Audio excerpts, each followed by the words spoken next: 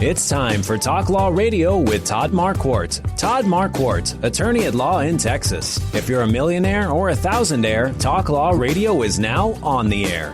Call in with your business law question, your elder law question, veteran aid, Medicaid, build a business to get paid.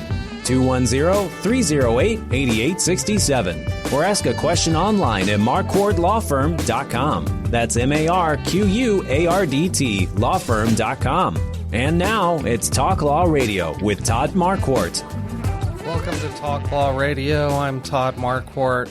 On the radio, on podcasts everywhere, on Facebook Live, on YouTube, and on talklawradio.com. Now it's time to discover your legal issue blind spots by listening to me talk about the law on the radio. And today we're going to be talking about the Conservation Society of San Antonio with Louis Vedder. But before we get started, let's say a prayer. Dear God, thank you for this day. Thank you for all the gifts and blessings that you give to us. Please forgive us for our sins, for our mistakes, for doing the wrong thing or failing to follow your will. Please help Louis Vedder and me give good information to the listeners about conservation or development. Help us to do everything we do for the good of your people, for our own good, for your glory. In Jesus' name, amen. Amen. In the beginning, there was one law. Don't eat from the fruit of that tree. Then God gave Moses the 10 Commandments. And now we have municipal, state, and federal lawmakers that won't stop creating new laws, laws that impact you without you knowing it. So I'm here to talk about the hidden legal issue blind spots. But before we get to that, welcome to the show. Well, thank you very much, Mark. I appreciate you having me here. Tell us a little bit about yourself. Louis Vedder, president of the Conservation Society of San Antonio. Well, I'm a native Texan. I was born here in San Antonio, lived much of my life here. My father was in the Air Force, so I had wonderful places to tour, like Wisconsin and North Dakota.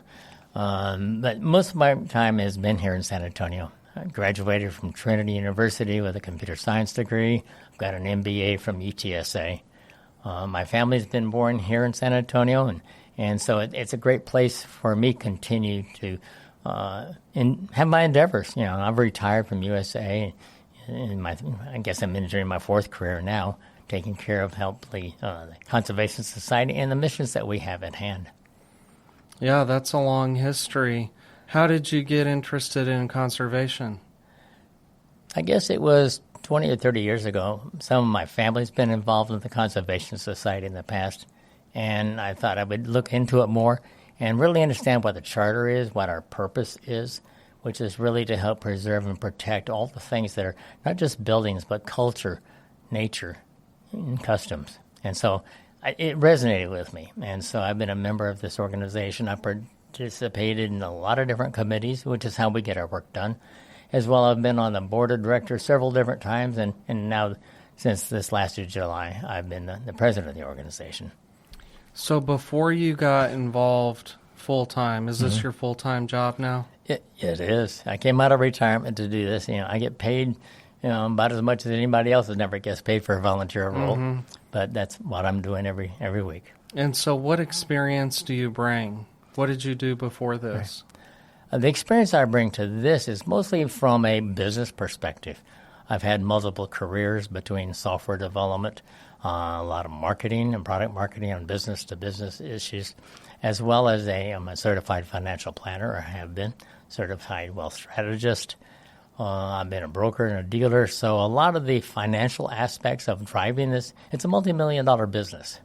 And that's the strengths, and what really drove me to become the president this year is to help bolster what we're doing, because we need a solid basis for this, and we have such a noble purpose. That's why I'm gotten as engaged as I have. Is this a tax-exempt nonprofit, or is it funded by the government? Well, there's no government funding at all. We have a nonprofit, the Conservation Society of San Antonio, which is a 401c4. But we also have a foundation, which is a fully tax-deductible nonprofit organization, which undertakes a lot of what we do in terms of preserving buildings and other structures. Tell us the history of the Conservation Society. When did it start, and what has it done? Well, it started back in 1924. In fact, we've just completed our centennial year, 100 years old. And so that's a fundamental landmark. And it got started by several women who were concerned that there was a lot of widening of streets in downtown San Antonio, and the way they were solving the problem, they were just sawing off the faces of buildings, and moving the streets back. And so they tried to protect some of those properties, and sometimes they were successful or not, but one of the major things that helps really establish what we were doing is they restored the granary at San Jose Mission because it was in complete state of disrepair. And so then working with San Jose, it has become, we helped it become a national park, state park, then a national park, and now it's a UNESCO World Heritage Site. So that's how we really got started, and that's one example of the things we've gotten involved in.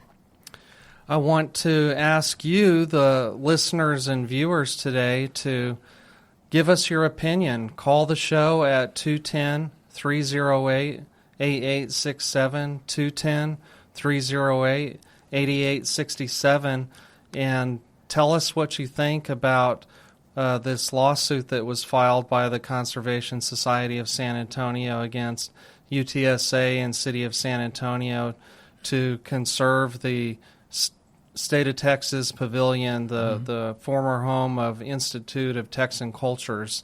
Should that be preserved, or should the state allow that to be demolished?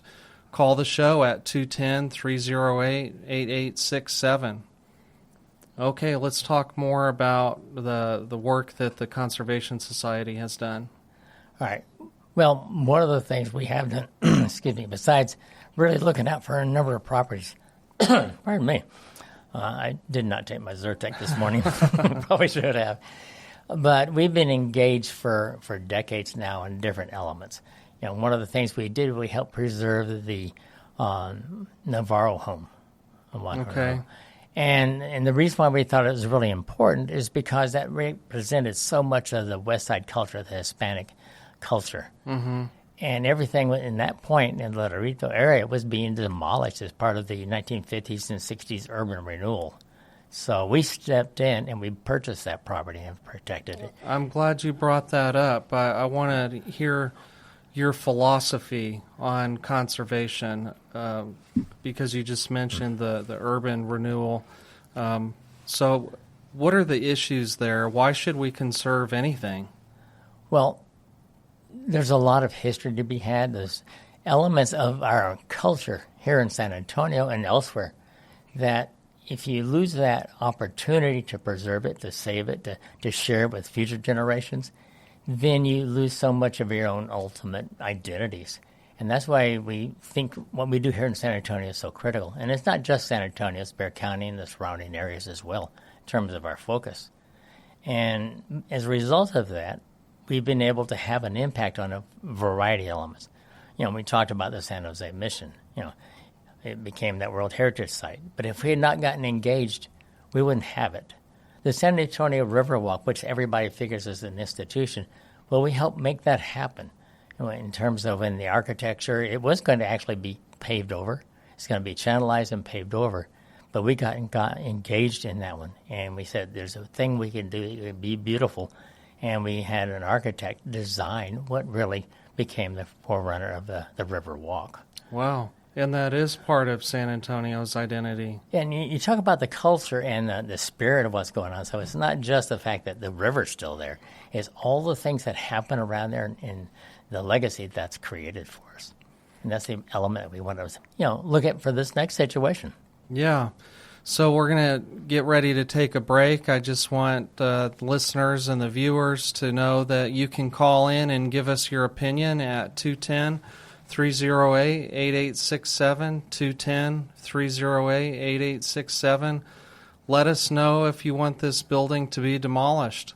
Let us know if you want to save it. What do you want that building to be used for, and why? Your opinion matters, and this is your time for public comment, and we'll talk about in the next segment why there has been no public comment on this or no hearings about this. So we want to hear from you. Or you can post a comment on Facebook. Just find the live feed and type in your comment. I'll be checking that throughout the show. Or find Talk Law Radio on X, formerly known as Twitter. You can comment there as well. This is Louis Vetter with the Conservation Society of San Antonio. We'll be right back after a minute.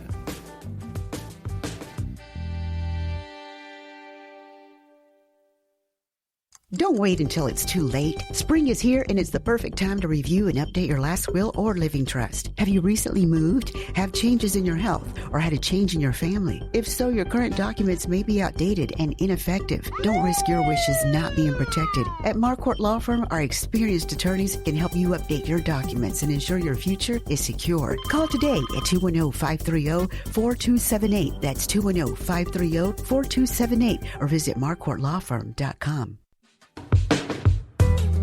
Welcome back to Talk Law Radio. I'm Todd Marquardt on the radio, on Facebook Live, on YouTube, on talklawradio.com. Here with Louis Vetter, president of the Conservation Society of San Antonio, talking about the lawsuit that was filed against UTSA and City of San Antonio to preserve the State of Texas Pavilion, former home of the Institute of Texan Cultures. And we're taking calls, so we want to hear from you at 210-308-8867, 210-308-8867, or post a comment in the Facebook live stream comment box. Your opinion is significant, and you haven't had an opportunity to comment on this because there's been no public hearings. So we'll talk about that issue. But first, let's talk a little bit about the building. All right. Well, this building was built in 1968 for part of the World's Fair, Hemisphere 68. And it was put in place by the state legislature as a permanent structure to be used to the benefit and enjoyment of Texans, not a temporary structure. So most of the state fairs, world fairs, they're not there. But that was the intent for the Institute. And so it started at that point. Over 50 years, it has been serving the Institute of Texan Cultures Museum, as well as the Folklife Festival. And that's been going on for 50 years. And it's only this last May that the University of Texas moved the museum out of that building into some temporary space that they hope to, again, at some point, put it back where it's available to the public. So who owns the building? UTSA, and as a result of that, the state of Texas owns the building.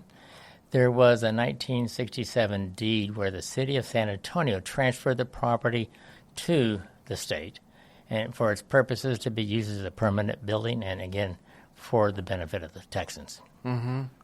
Okay. And so what's the significance of the building? Why is it historical? Why is it something that should be conserved? One of the principal reasons is it's one of the few remaining elements of this brutalistic design, which doesn't necessarily appeal to everyone, but it is certainly of that character. And it was designed by William Meredith Pena. He's a very well-renowned Mexican-American architect, and it's the only piece of this kind of architecture that he's been involved with, or any of the Mexican-American architects in downtown San Antonio. Is the only one that's left. And it received a great deal of recognition at the time in terms of its value. And it really represented, when you look at the design and the waterways out front, was the confluence of cultures. Because it starts with like 54 different sources of water, and it comes together in one large pool, which kind of reflects that sense of what we're doing in Texas. Okay. So that goes back to the significance of identity, of the city's identity. What about highest and best use? Is that the highest and best use of that space? Well, we would like to think so, because right now the University of Texas is in the process of a demolition permit, having that in place. They're remediating and removing physically elements that have asbestos in them. We have been striving for years to draw attention to this, that fact that there's a lot of reuse opportunities. It doesn't necessarily have to be torn down for a stadium or some other function. The building is rock solid. It's concrete and steel, and it's not going to go anywhere in that context. So it's going to, potentially be a lot of different choices. And some of this has already been studied. There's been proposed ideas about how it might be reused for tech, incubator sites, for a culinary and hospitality site, for potentially even a practice space for the Spurs, or it might even be incorporated into a new Spurs stadium. Because it's a marvelous piece of architecture and of a building. It's 180,000 square feet. And it's got, 3 floors, and it can be used not all in one place, not necessarily with one client, if you would, or one tenant. But there's so many things that can be done with this rather than just getting rid of it. And so why does the Conservation Society of San Antonio file a lawsuit for something like this? Well, time of the essence is where we're at today. Because while there's a lot of talking, a lot of town halls, and a lot of, essence about what we might have in Project Marvel, which most part, I think it's just great. So does the society. But the city is basically letting UTSA tear down that building because they own it. They have that permit through different means. But the thing is, the longer we talk, by the end of the summer, it will be no building. It could be a fait accompli where, we can keep talking about it, but it'll be gone. You can weigh in on this. Your opinion matters to us today. There's been no public hearings on this, no public time for comment. So call the show at 210-308-8867, 210-308-8867. Does it make you upset that the city wants to spend billions of dollars on new stadiums downtown? Does it make you upset that there's old buildings in town? We want to hear from you at 210-308-8867 or comment on the live stream on Facebook. Just search for Talk Law Radio. Tell us, what are the legal bases for the lawsuit? Well, the legal basis comes first from the premise that while UTSA does have permission from the Texas Historic Commission to demolish the building, we assert the fact that it's not in full sight of what the true regulations should be and how they have not been fully followed. And the reason why I say this, the state antiquities landmark designation that it's received and the laws associated with it require certain public hearings to be had to be able to embrace whether something gets demolished or significantly changed. Well, these hearings really have not been taking place. There is a loophole in that current legislation that says universities or higher education pretty much can do whatever they want. In other words, if they want to tear it down, they can. And the Texas Historic Commission, the commissioners never really got to conduct a public hearing, which is one of the normal process steps to do that. And so we have that situation. There was an administrative decision made to provide that demolition permit. And so we've not yet had what should be normally a situation. If the city of San Antonio had bought that property and then tried to get a demolition permit, it would not be near so simple. They wouldn't be tearing it down today because the public would have been involved to get their inputs to find out. There's no guarantee that it wouldn't be demolished, but at least people have had a chance to put their voice to it. And there's a lot of people that have, varying opinions about that particular property. But what makes the difference is the fact that the citizens have had something to do because it's their building. Right. This is public land with public money. We should have public input. I hear you. So the owner right now is UTSA. That's right. The plan is for them to tear it down and then to sell the land to the city of San Antonio. That's correct. So that the city can build a stadium or something on there. But if the city bought the building first and then asked for a permit to tear it down, there would be many more regulations to follow. You're absolutely correct. Okay. And so we've asserted, even in our filings, is the fact that the city is using UTSA as their proxy. Because UTSA was able to get the permission because of the loophole. And so then once that's accomplished, then they'll execute that right of first refusal to buy that property. Okay. You can call in at 210-308-8867, 210-308-8867. Oh, do we have somebody on the line? Kathy, you're live on the air. Welcome to the show. Hello. Yes, tell us how you feel about tearing down the Texas Pavilion.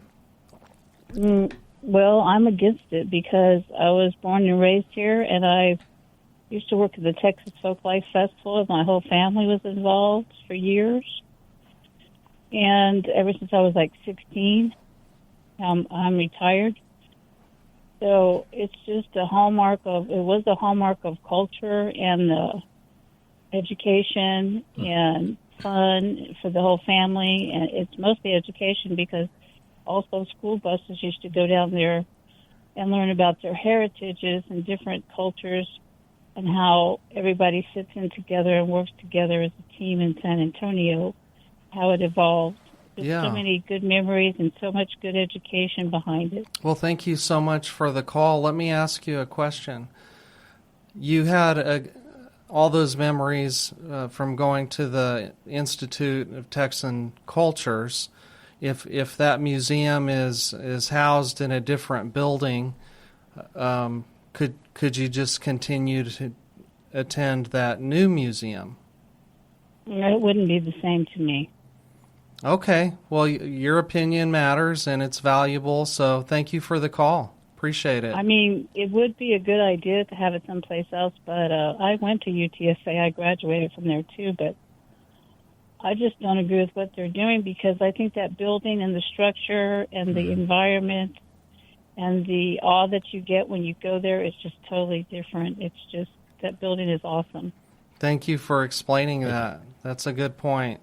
Thank you for the call, Kathy. It's just a beautiful site that the kids loved. They loved rolling down the hills. They just loved that place. Thanks a bunch. I have to end the call. Take care. Thank you. Goodbye. So that was good input. She should, and people like her should have the ability to confront the leaders in the community to let their voices heard. And it kind of resonates with the purpose of the Conservation Society because it's not just that building. It's all the cultures and all the experiences and all the elements that go way beyond that. Preserving the building is just one of the elements of what we do. And what she's reflected, what Kathy had to say about that, really strikes some of the character. It makes things important. Okay, so this lawsuit was just filed. Is anything scheduled for it? Well, probably next week. I expect there'll be some depositions or hearings on this to see how quickly we can at least, slow things down.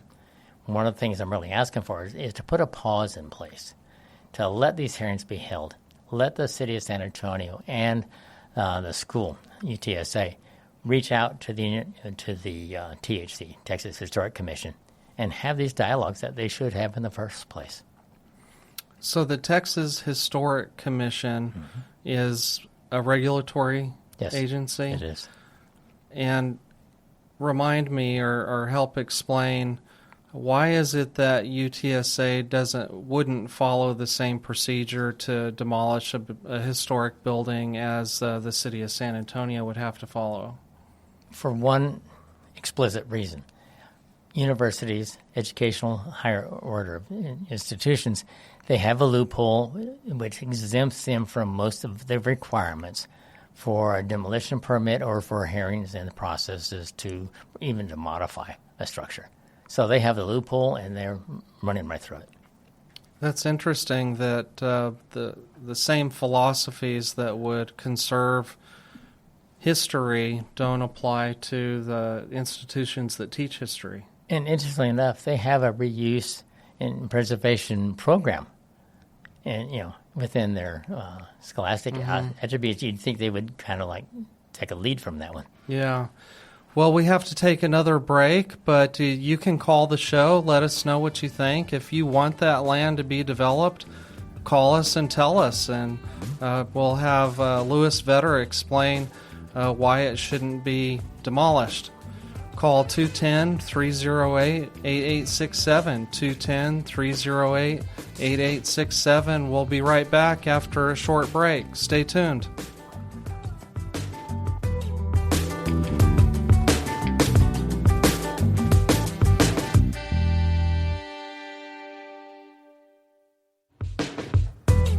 Welcome back to Talk Law Radio. I'm Todd Marquardt. On the radio, on Facebook Live, on YouTube, on podcasts everywhere, and on talklawradio.com.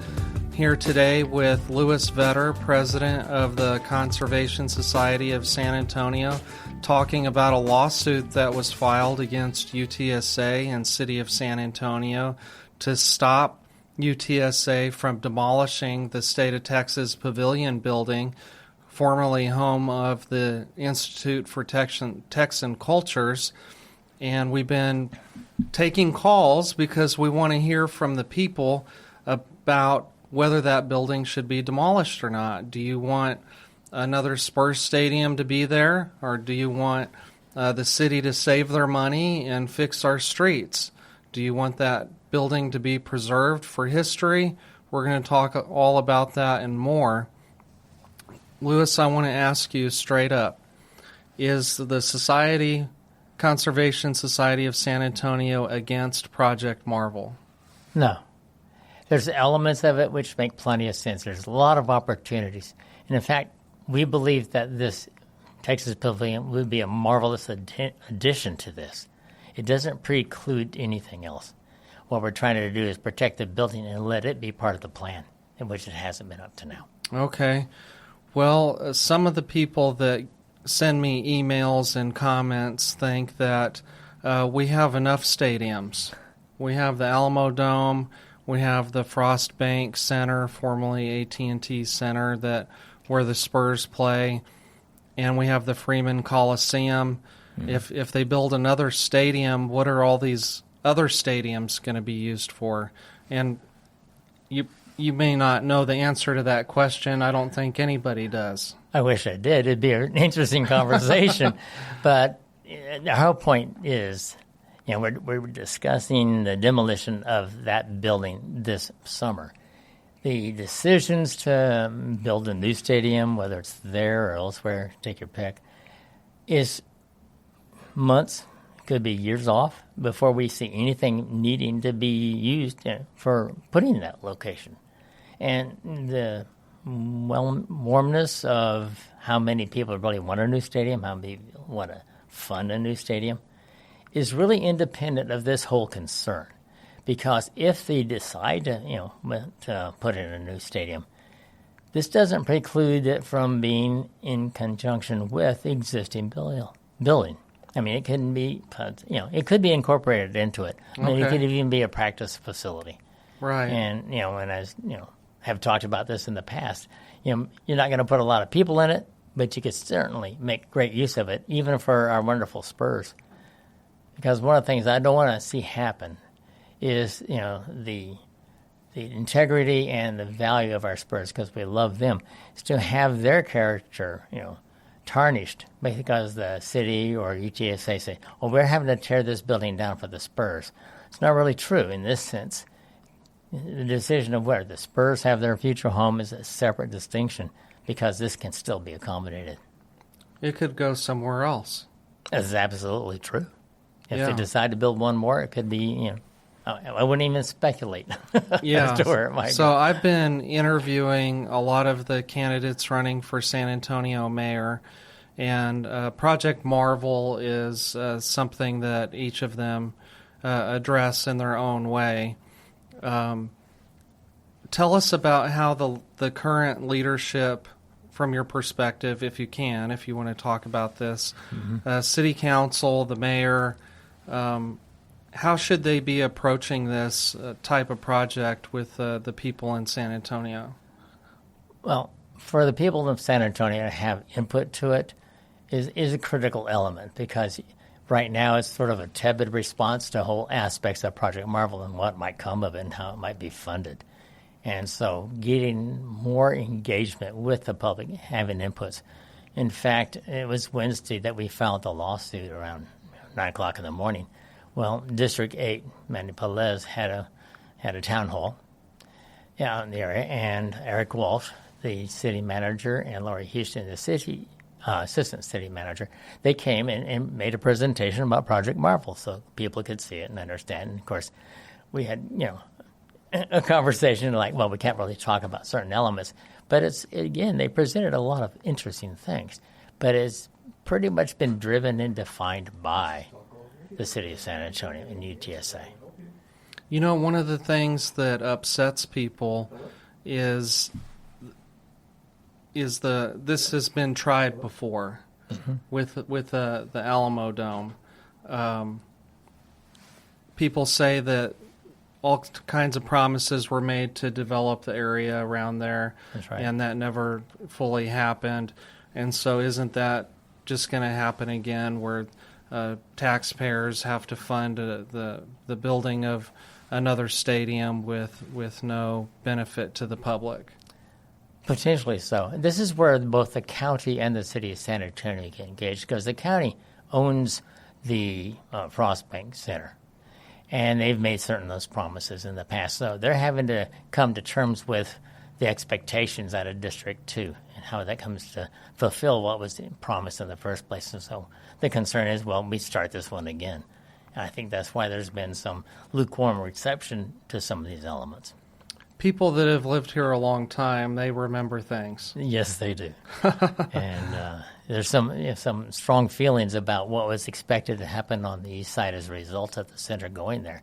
And they still certainly have the rodeo and the Coliseum for a number of opportunities. But that's one of the things that the city and the county both will have to come to terms with. Right, and we have the Final Four college basketball tournament going on here today.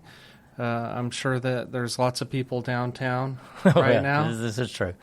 Yes.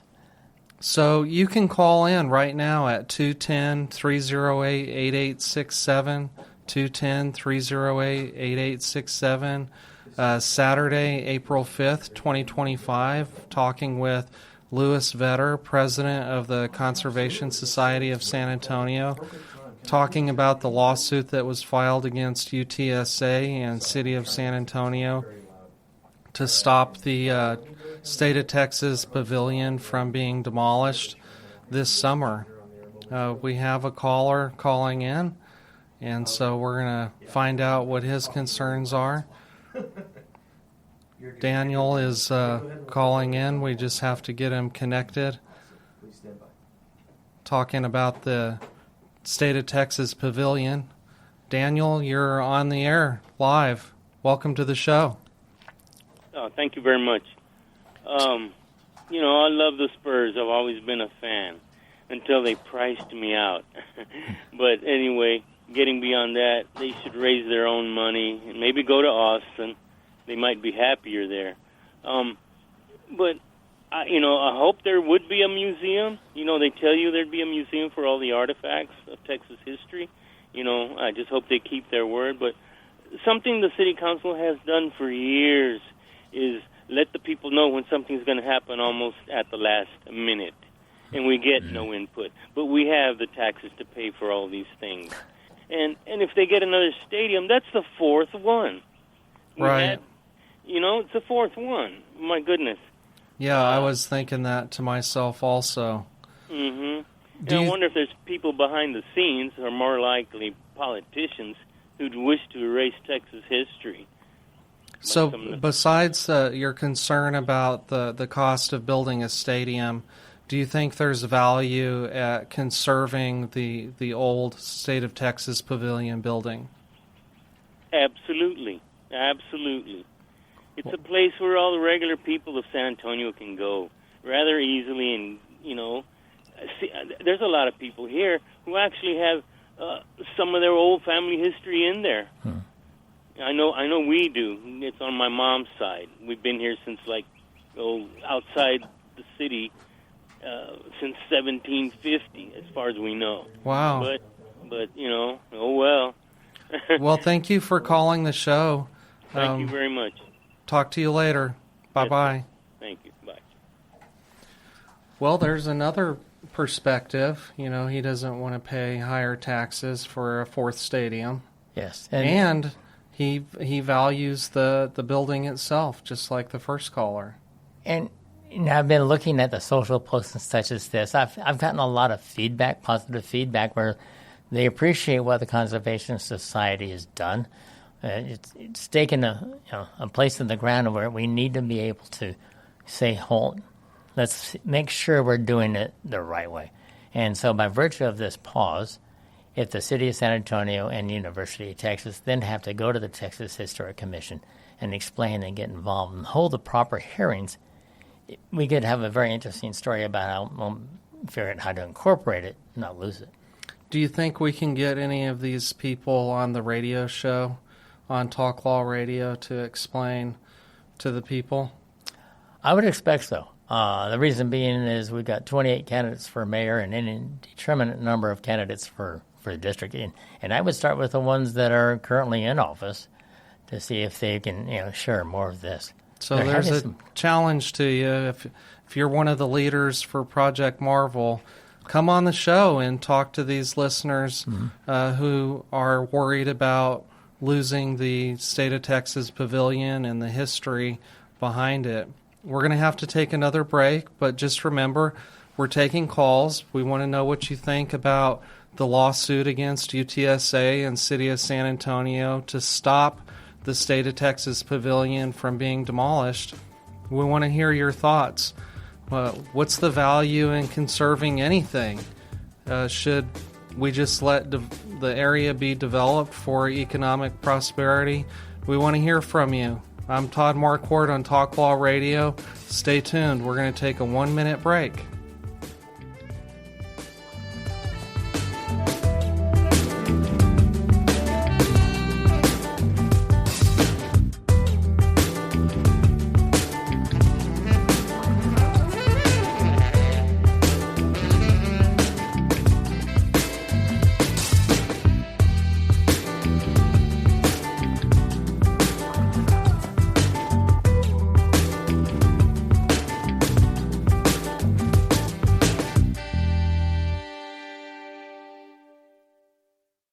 Don't wait until it's too late. Spring is here and it's the perfect time to review and update your last will or living trust. Have you recently moved, have changes in your health, or had a change in your family? If so, your current documents may be outdated and ineffective. Don't risk your wishes not being protected. At Marquardt Law Firm, our experienced attorneys can help you update your documents and ensure your future is secure. Call today at 210-530-4278. That's 210-530-4278 or visit marquardtlawfirm.com.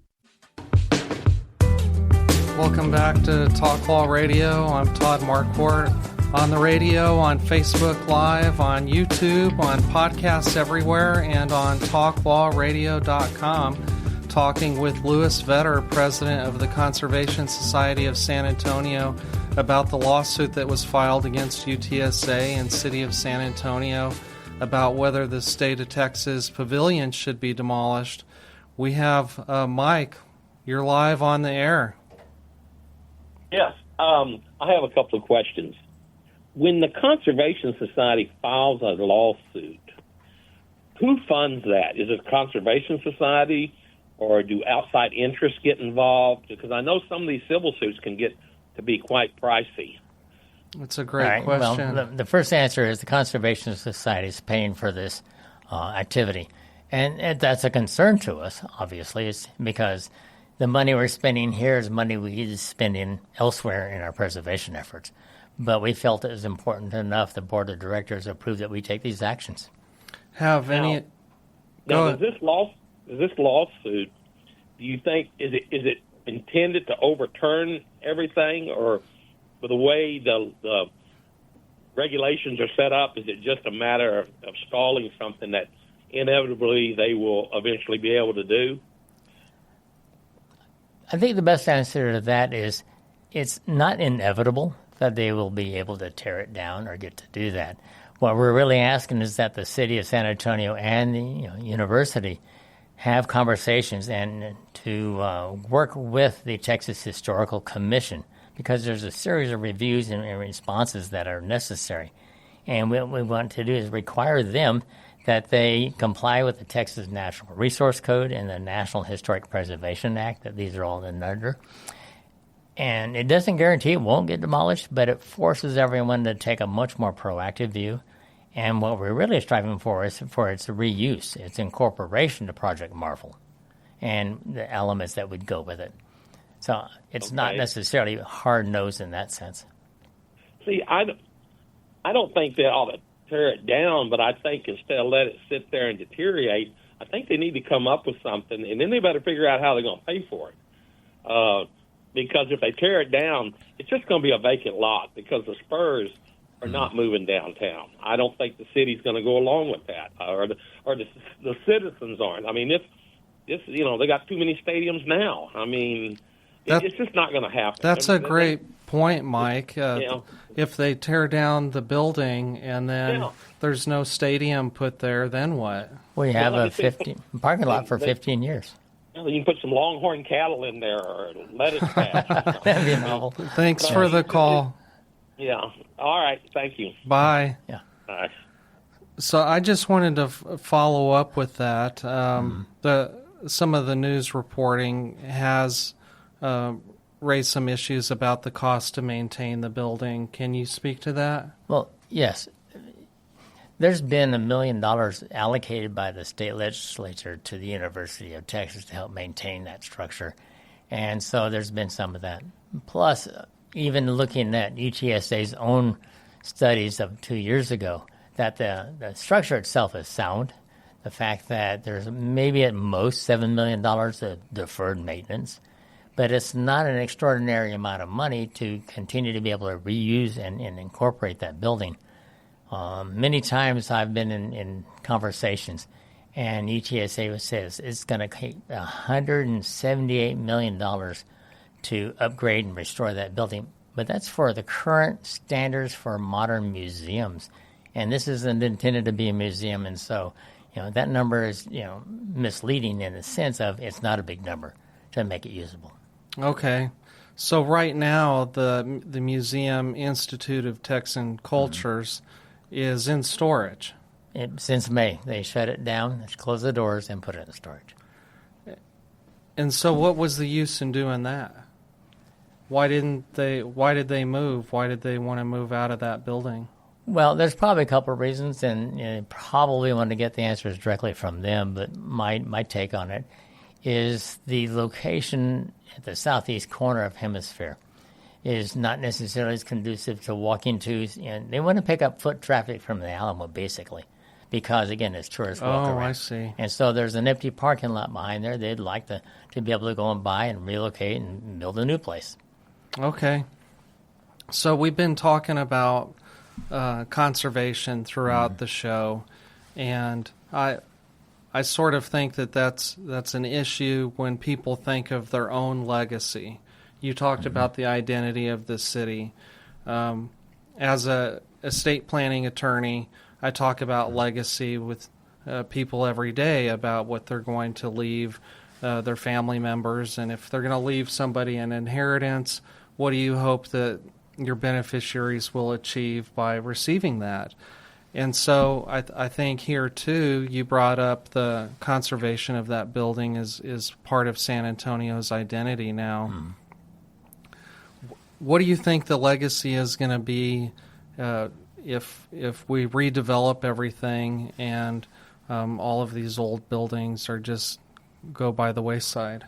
We end up with a plaque somewhere.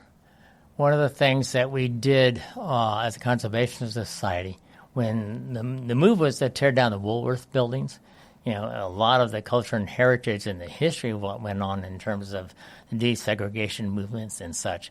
So when they wanted to reimagine or reposition what they're doing with the Alamo, we took a very strong stand. We had a very effective coalition. And as a result of that, the facades, those buildings have been preserved, and it's going to be utilized for a very modern and very effective museum. but we didn't lose the culture and the looks of what went on with it. Mm-hmm. And so that's just an example of you don't have to have an absolute, do it my way or no way, but to be able to protect the things that have that culture reflected. When Mike called, the most recent caller, he was asking about the cost to the Conservation Society of San Antonio.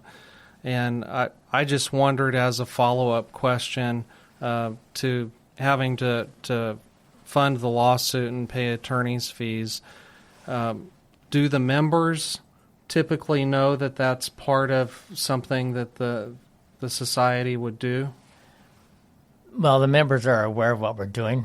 We notify them all when we file the lawsuit of what we're accomplishing. And we also, for the fact that the board has approved these actions. I think we're in a good position to prevail, so those costs may not be there forever, again. But it's important enough. I mean, we've done things like this in the past where we've taken a position, and it's cost us money. And the sad part, that's the same money we can use for other purposes. I don't know if I mentioned, we provide that $100,000 worth of grants every year. Well, it's not necessarily that we're taking it from those funds, but it's, again, part of the strength that we have financially, and that's from our members and sponsors and such. But it's important enough to do so. I was looking at one of the statutes, Section 191.0525 of the Texas Natural Resources Code, and also Section 191.173.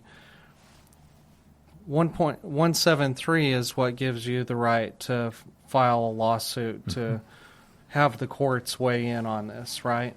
Yes, because, again, we assert that part of it has to do with the deeds and the transfer of it, the fact that they have an obligation to retain this building permanently for the benefit of Texas. And so if this is not being upheld, then we have the opportunity to file those complaints. Well, doesn't the deed restriction allow for it to be demolished and for something else to be built in its place? No, it's very specific in terms of the building itself. The Texas Pavilion, built there in 1968 for Hemisphere, is that it was to have a permanent nature and also to stay in place and be, whether it's entertainment or other elements, but that the citizens of Texas could continue to use that structure, not that land.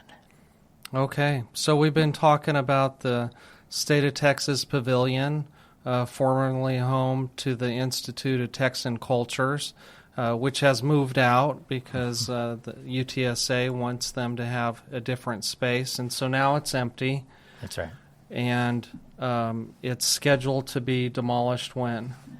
Well, their goal is to have it done by the end of the summer. They're already actively taking work on that structure. You drive past there, and all you see is construction fencing around it. They've already removed the flagpoles and the entrance, the tiles for that. They've been required to preserve those, but hopefully that will have more of that than just flags and flagpoles. Okay. Tell us also about the sign. Oh, yes. Inside, anybody that's ever been to the Institute of Texan Cultures inside that building, the first thing you do, you'll see this very large, beautiful neon sign of the state flag. And, you just are overwhelmed by it. Well, surprisingly, University of Texas is asking the general public to make donations to help relocate that sign to their new location once they have that up and running, which kind of struck me as ironic because, with the combination of the UTSA as well as the medical school budgets, they have a $2.2 billion budget. And so I think they'd probably be able to find some money within that without having to ask the citizens to pony up another $10 apiece to move the sign. So the issues that I keep hearing over and over again from the callers and people that comment on social media is some people really enjoyed their experience going to the museum, Institute of Texan Cultures. Some people really enjoy the building itself, the State of Texas Pavilion. some people value development and economic development of the city above of the history of the city. And some people want to save the most money because they don't want the city spending money on preservation. They don't want the city spending money on building new stadiums. They want the city to spend money on roads and water. I want to give you the last word, Mr. Vetter. All right. Talk to the people. Well, the situation is this. I'm a citizen as well, so I want to make sure our money is well spent. But what we're trying to accomplish through this action is to make sure that we don't spend money twice, that we don't spend, probably $4 or $5 million to tear down a building that then to build something new on, particularly if it can be incorporated into future plans. And this is what it's all about. So we're looking out for the citizens of San Antonio. We want to help the city. We want to help UTSA to do these things right. Thank you for joining me. I really enjoyed having you as a guest. Thank you very much. I appreciate being here. We'll talk to you later.